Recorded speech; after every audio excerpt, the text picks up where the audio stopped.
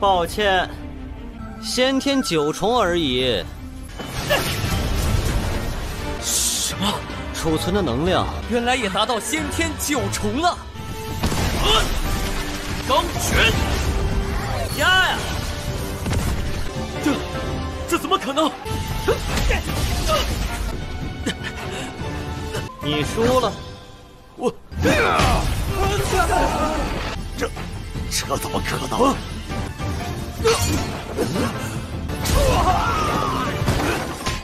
？Halo guys, balik lagi bersama Mimin from Zero.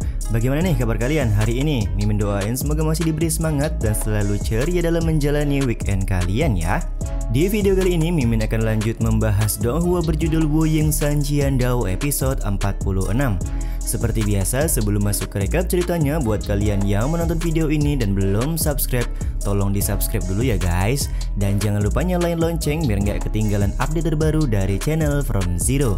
Playlist untuk Donghua ini juga udah tersedia bagi kalian-kalian yang baru aja bergabung dan belum nonton episode sebelumnya ya.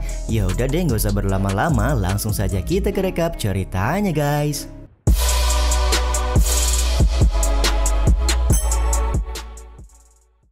Setelah mendapatkan panggilan dari Tetua Mo, Su Wujo pun pada akhirnya tiba di atas altar kompetisi 6 puncak wilayah Daozong. Dia pun dalam hatinya bertanya-tanya apakah yang diinginkan oleh Tetua Mo kali ini kepadanya. Tetua Mo pun menghampiri serta berkata kalau sekarang kompetisi 6 puncak sedang dilakukan dan Su Wujo akan mewakili puncak Shenfeng untuk bertanding di atas altar. 我只是一个杂役啊。 Di sini Su Wujo pun sedikit bingung karena dia hanyalah seorang murid tukang saja yang tentunya tidak memenuhi syarat untuk mengikuti kompetisi kali ini. Su Wujo, berhentilah untuk berpura-pura. Setelah kompetisi ini selesai, aku akan menemanimu untuk mencari Qing Mo di Akademi Jixia, ucap Tetua Mo memberikan iming-iming kepada Bang MC. 酋长，你少给我装蒜，去纪泽学宫找老婆。 Sontak hal ini pun membuat Su Wujo sangat senang dan tanpa basa-basi dia pun langsung bersiap menuruti perintah dari Tetua Mo untuk mengikuti kompetisi yang sedang diadakan. 宗主放心，圣风荣誉也责无旁贷。说这么暴躁。 Di saat yang sama, Ruo Sui dan Luo Qi cukup senang karena pada akhirnya Su Wujo akan ikut di dalam kompetisi. Di sini Luo Qi juga berharap kalau Su Wujo mampu mengembalikan keadaan dengan membantu puncak Shenfeng dari Tetua Mo.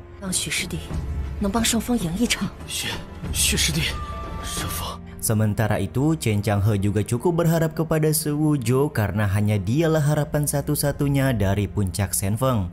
Tanpa basa-basi ketika selesai melakukan pemanasan, Su Wujo pun langsung menantang siapapun dari 5 puncak yang hendak melawannya di atas altar.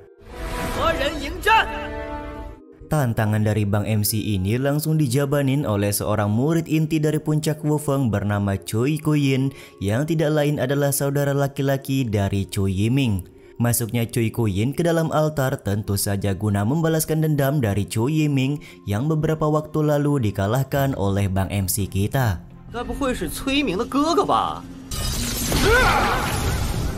Pada saat Cui Kuyin mengeluarkan aura kekuatannya, kekhawatiran langsung terlihat dari arah murid-murid yang menonton termasuk Ruo Sui dan juga Luo Qi.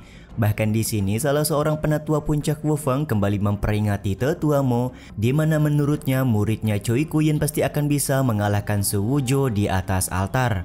Namun ya kelihatan kalau Tetua Mo cukup percaya diri dengan kemampuan Su Wujo sembari berkata kalau penatua Wufeng jangan menyimpulkan kemenangan terlalu dini.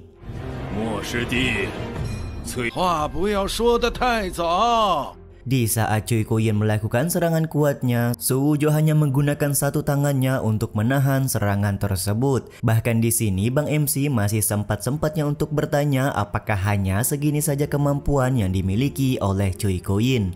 Kamu sama saja seperti saudaramu, sama sekali tidak punya kekuatan yang cukup untuk melawanku, ucap Su Wujo sembari memberikan serangan kuatnya kepada Cui Kuyin. 这怎么可能？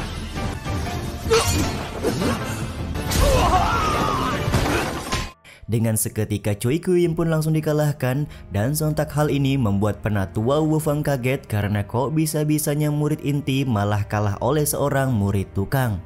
Begitu pula murid-murid yang menonton yang langsung mempertanyakan identitas dari Su Wuzhou karena tidak mungkin seorang murid tukang bisa sekuat itu. 也太猛了吧！ 你看，许师兄赢了。 Pujian pun langsung diberikan oleh Ruo Sui dan juga Luo Qi. Sementara bagi Chen Changhe, dia merasa kalau Su Wuzhou jauh lebih baik ketimbang dirinya. 许师弟，他比我强。 Sementara itu, penatua Wu Feng kelihatan masih tidak terima dengan kekalahan dari Choi Kyu-yin. Dia pun kemudian meminta murid-murid inti lainnya dari puncak yang lain untuk bertanding melawan Su Wuzhou. Di satu sisi, penatua wanita kembali memberi peringatan kepada tetua Mo bahwa energi Su Wuzhou cukup terbatas, jadi dia tidak mungkin bisa mengalahkan murid-murid dari 4 puncak lainnya sekaligus. Yang mana bisa dipastikan bahwa puncak Shenfeng tidak akan bisa mengembalikan keadaan di kompetisi 6 puncak tahun ini. 不可能赢。 Sambil tertawa tipis-tipis, tetua Mo sangat yakin dengan kemampuan dari Bang MC kita. Dia juga memberikan pesan suara kepada Su Wuzhou di mana tetua Mo ini meminta Su Wuzhou untuk menyelesaikan pertarungan demi bisa mengembalikan kehormatan puncak Shenfeng mereka. Setelah semua itu dilakukan, tetua Mo berjanji akan memberikan dukungan penuh kepada Su Wuzhou jika nanti dia ingin pergi ke Akademi Jixia guna menjemput Qing Mo. 徐无招，这一打出圣风的气势，没人敢惹你。 Su Wuzhou pun kemudian menggerutu bahwa Pak Tua itu masih terus saja memanfaatkannya. Namun di satu sisi dia juga akan memanfaatkan momen ini untuk bisa memberitahukan semua orang bahwa dia sangat layak untuk menjadi penerus pemimpin Taosem wilayah Daozong. 这次就给你玩个大的，接对战太美意。 Dengan mengeluarkan pedangnya, Su Wuzhou berkata kalau dia sangat bosan melawan murid dengan ranah yang sama. Jadi kali ini dia mempersilahkan murid-murid dari puncak manapun untuk melawannya meskipun punya ranah yang lebih tinggi. 有天赋啊！ Sontak perkataan Bang MC ini membuat semua orang terkaget-kaget, tidak terkecuali Ruo Sui yang menganggap kalau Su Wuzhou terlalu berapi-api dan berpikir apakah Su Wuzhou punya tujuan lain di kompetisi kali ini. Beberapa saat setelah Su Wuzhou melakukan tantangan, muncul seorang murid bernama Jikong yang notabene adalah salah satu penerus puncak Linfeng. Jikong di sini kelihatan sangat kesal dengan kesombongan dari Su Wuzhou dan berniat melawannya di kompetisi kali ini. 虽是会入道啊，本不愿以大欺小。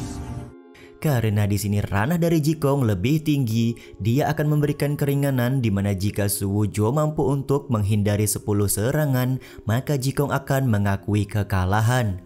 Sambil tertawa tipis, Bang MC kita ini berkata kalau Jikong tidak perlu melakukan hal tersebut karena pada saat ini Su Wuzhou juga sudah mencapai ranah yang sama seperti yang dimiliki oleh Jikong. 你能撑过10招？抱歉，先天9重而已。什么？储存的能量原来也达到先天9重了！ Yap, benar saja, dengan sekejap Su Wuzhou mampu untuk menaikkan ranahnya ke tahap ini tingkat 9 sama seperti yang dimiliki oleh Jikong. Mendapati hal ini pun penatua Wu Feng kelihatan sangat kaget. Dia bertanya-tanya bagaimana bisa Su Wuzhou secara instan menaikkan ranahnya seperti itu dan apakah karena selama ini dia sudah menyembunyikan kekuatannya di hadapan orang-orang. 难道他隐藏了自己的实力？ 又如何？ Di saat yang sama, penatua kecil malah kelihatan tertawa sembari berkata ternyata ada seorang murid berbakat yang selama ini berada di gudang Qifeng. Iya. Meskipun Su Wuzhou berhasil menaikkan ranahnya, tapi hal tersebut tidak membuat Jikong merasa gentar sama sekali. Dia pun tetap pada pendiriannya di awal di mana kali ini akan mengalahkan Su Wuzhou di hadapan orang-orang hanya dengan beberapa gerakan saja. 我要认真了！ Situasi di luar Nurul pun kembali terjadi yang mana Su Wuzhou akan meladeni Jikong tanpa menggunakan pedang serta hanya menggunakan satu kaki dan satu tangannya saja. 让你一手。你要让我一手一腿？ Sontak hal ini pun membuat Jikong marah karena dia menganggap kalau Suwoo terlalu meremehkan kekuatannya, dan dia pun kemudian mengeluarkan teknik pukulan harimau Fajra untuk menyerang Suwoo dengan kuat. Namun ya tetap saja tinju harimau Fajra tersebut belum mampu untuk mengalahkan Bang MC kita. Bahkan di sini Suwoo dengan cepat berhasil membuat Jikong menyerah tanpa syarat di atas altar. Gangquan! Ya! 这怎么可能？你输了。 Kemenangan dari Suwoo ini disambut meriah oleh murid-murid yang menonton, tidak terkecuali dari Ruosui. Ruosui benar-benar tidak menyangka kalau ternyata Suwoo bisa sekuat ini. Begitu pula dengan Chen Changhe yang merasa kalau Suwoo lebih cocok menjadi penerus puncak Shenfeng ketimbang dirinya. 原来许师兄的实力这么强。 当圣风传人， 各位师兄师姐， 哎， 哎呀！ Di saat tetuamo sedang bahagia akan kemenangan dari Suwoo, tiba-tiba saja Suwoo kembali membuat onar dengan berkata bahwa sebaiknya tata cara pertarungan di kompetisi 6 puncak diubah saja. Dia menyarankan agar semua puncak menurunkan murid terbaik atau murid penerus mereka guna bisa melawannya di atas altar. 不如换个方式封任意一位传人。 要挑战传人。 Ketengilan Suwoo ini sontak membuat tetuamo kaget. Di satu sisi Suwoo malah kelihatan senang di mana jika berhasil mengalahkan semua murid-murid penerus masing-masing puncak, maka dia bisa menjadi calon penerus Taosem wilayah Daozong. 传人了吗？ Sayangnya scene ini juga sekaligus menutup episode 46 kali ini guys. Ya udah deh, sampai di sini dulu aja video kali ini. Mohon maaf jika masih banyak kekurangan dan kesalahan dalam penyampaian kata-kata ya. Terima kasih buat kalian yang udah nonton dan jangan lupa subscribe serta nyalain loncengnya ya guys. Mimin selaku penulis narasi, tukang voice over dan tukang edit video pamit undur diri. Salam hangat, see you in the next video. Bye bye guys, see you next week.